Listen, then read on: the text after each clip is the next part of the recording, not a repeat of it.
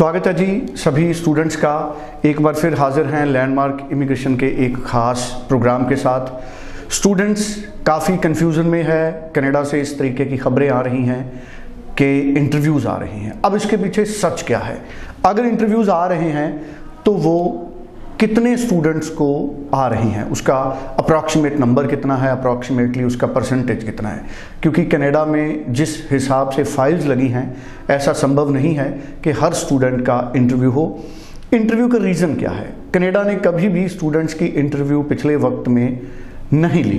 बहुत rare case हो तो वो इंटरव्यू के लिए स्टूडेंट्स को बुलाते हैं। लेकिन अब ऐसा क्या हुआ कि अगर कुछ सिलेक्टेड स्टूडेंट्स की इंटरव्यू आ रही है तो उसका रीज़न क्या है, ये हम जानने और समझने की कोशिश करेंगे।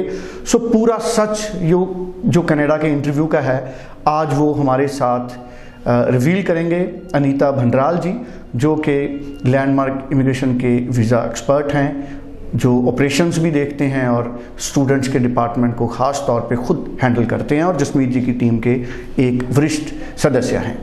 बहुत स्वागत है आपका Anita ji. Thank you so much. Anita ji, सच क्या है पूरा? कनाडा की जो इंटरव्यू की बात चल रही है उसमें सच्चाई कितनी है? क्या इंटरव्यू है? कितने अप्रॉक्सीमेट कितने स्टूडेंट्स को इंटरव्यू आ रही होगी और इसके पीछे रीज़न क्या है? मैं चाहूँगा कि पूरा एक्सप्लेन आप करें। जी हाँ, इस टाइम पे इंटरव्यू का एक बहुत बड़ा इशू चल रहा है कि स्टूडेंट्स को इंटरव्यू आ रही हैं। और इस इंटरव्यू का बेसिक रीज़न ये है कि कुछ एजेंट्स, और मैं ये कह सकती हूँ कि स्टूडेंट्स फ्रॉडुलेंट डॉक्यूमेंट अपने प्रोड्यूस कर रहे हैं एप्लीकेशन के साथ।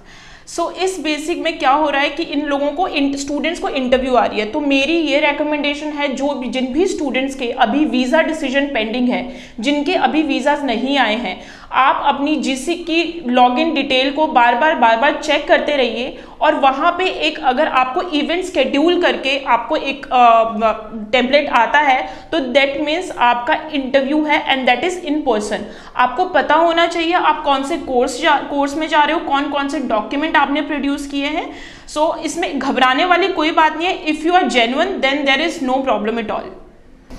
बिल्कुल ठीक है। सो जैसे अनीता जी ने बताया, अगर नोटिफिकेशन है तो उसका रीज़न एक इंटरव्यू भी हो सकता है।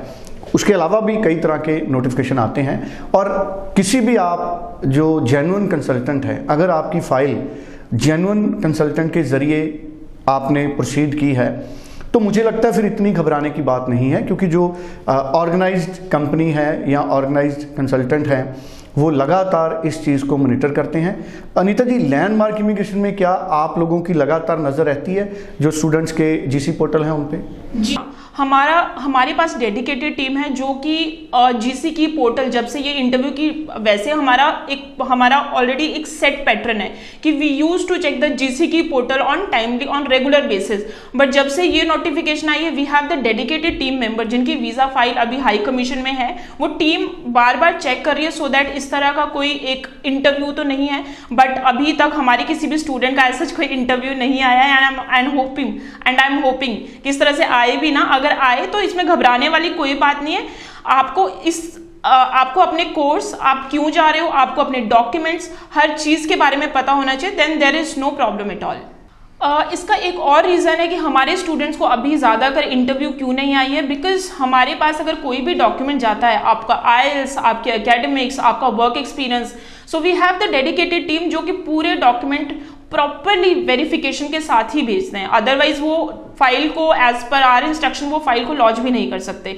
सो दैट इज द रीजन कि अभी तक हमारे स्टूडेंट्स को ऐसा इतना कोई इंटरव्यू का आया नहीं है, बिकॉज हम पहले ही अपना सेफर साइड लेके चलते हैं।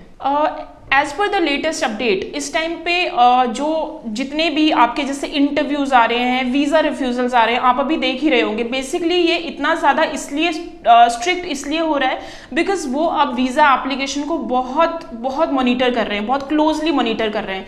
दैट मीन्स मैं यही अपना एक मैसेज देना चाहती हूँ जो भी दर्शक हैं कि आप अगर अपनी वीज़ा फाइल लॉन्च कर रहे हैं, आप अपनी एप्लीकेशन कर रहे हैं, तो आपके जो भी डॉक्यूमेंट हो प्रॉपर वेरीफाइबल डॉक्यूमेंट हो, जेन्युइन हो। अगर आपका स्टडी गैप भी है तो आपके पास एक वर्क एक्सपीरियंस हो जो कि जेन्युइन हो, जहां पे आपने किया हुआ हो काम। बिकॉज अगर मैं एक बात करती हूँ, एक स्टूडेंट ने ग्रेजुएशन किया है 2017 में, लोग कहते हैं 2017 के बाद स्टूडेंट ने कुछ भी नहीं किया, but to be very honest ऐसा होता नहीं है, ठीक है। किसी ने कहीं जगह पे 1 महीना काम किया है या 5-6 महीने काम किए, एक वो ब्रेक्स में भी होता है, तो देर इज नो वरी। अब ऐसा नहीं है कि आप ये कि 3 से 4 साल का एक्सपीरियंस इकट्ठा बनवा के वो अगेन आपका फेक में कंसीडर होगा। जो आपने किया है वो आप प्रॉपर डॉक्यूमेंटेशन लगा दीजिए, ठीक है। एक वो कहने में भी आता है कि झूठ अगर बोलोगे ना, उसको आप घुमा घुमा के आपको उसको एक्सप्लेन करना पड़ेगा, लेकिन जो सच होगा वो भले ब्रेक्स में भी होगा, टुकड़ों में भी होगा, लेकिन सच सच है। सो आप अपने जो डॉक्यूमेंटेशन है वो प्रॉपर वेरिफिकेशन के साथ एंड प्रॉपर जो आपका कोई भी डॉक्यूमेंट है वो जेन्युइन ही होना चाहिए। Thank you so much Anita ji. So हमारे साथ अनीता भंडराल थे जो कि लैंडमार्क इमिग्रेशन के एक्सपर्ट हैं। बड़ी करेक्ट इन्फॉर्मेशन मुझे लगता है इन्होंने हमारे साथ शेयर किया, और स्टूडेंट को हमेशा ही लैंडमार्क इमिग्रेशन की तरफ से इसी तरह से गाइड किया जाता है। जसमीत भाटिया जी का भी हमेशा यही एफर्ट रहता है कि ज़्यादा से ज़्यादा स्टूडेंट्स को गाइड किया जाए, और लैंडमार्क इमिग्रेशन का जो सक्सेस रेट है बहुत ज़्यादा हाई है। अभी तक जो मैंने पता किया है, किसी भी स्टूडेंट को अभी तक इस तरह का इंटरव्यू का किसी तरह का कोई कॉल नहीं है। उसका रीज़न यही माना जा सकता है कि सभी जो स्टूडेंट्स हैं वो पूरे डॉक्यूमेंट्स उनके वेरिफिकेशन होने के बाद ही लैंडमार्क इमिग्रेशन की तरफ से आगे भेजे जाते हैं। और आगे से भी आप स्टूडेंट भी इन सभी बातों का ख्याल रखिए।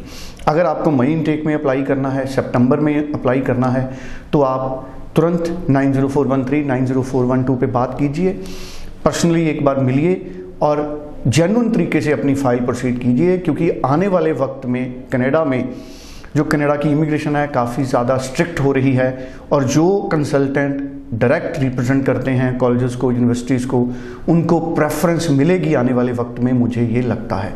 Thank you so much Anita ji, आपका भी और आप सभी का स्वागत। Thank you.